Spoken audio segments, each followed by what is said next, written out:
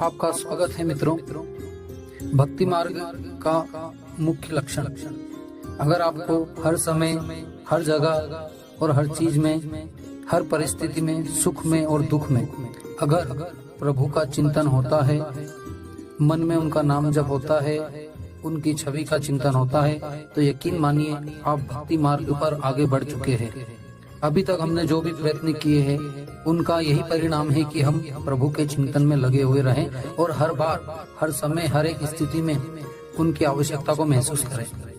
जो भी कार्य हो, प्रभु का चिंतन मनन और उनकी आवश्यकता को अगर हम महसूस करते हैं, अगर कोई समस्या है तो प्रभु से विनती होती है, उनसे अनुग्रह होता है।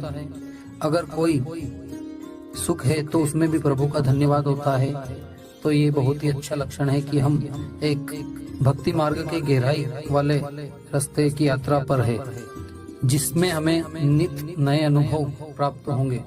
और ये लक्षण है कि आपने अपने मन को वश में कर लिया है या उसको नियंत्रित करने का आप निरंतर प्रयास कर रहे हैं। इसी मार्ग में चलते हुए हमें जितना प्रभु पर विश्वास होता है, जितनी दृढ़ता होती है, हमारे मनोरथ उतने ही सफल होते जाते हैं और हम दुनिया की भीड़ से अलग होकर सतमार्ग की ऐसी यात्रा पर चलते हैं जिसमें हृदय में हमेशा शीतलता बनी हुई रहती है। और अब हर कार्य के लिए, उसकी सफलता के लिए हमें प्रभु को क्रेडिट देने में बड़ी खुशी महसूस होती है। जितना हम प्रभु का नाम जपते हैं, उनका ध्यान करते हैं, वो हमें कम ही लगता है।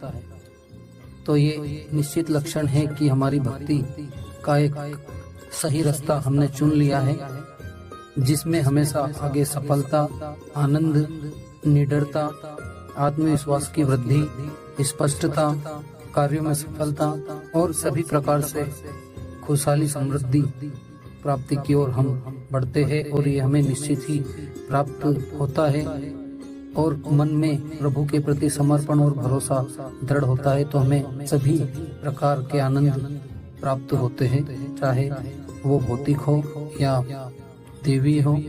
इसलिए इस मार्ग पर निरंतर चलते रहें। धन्यवाद। हर हर महादेव।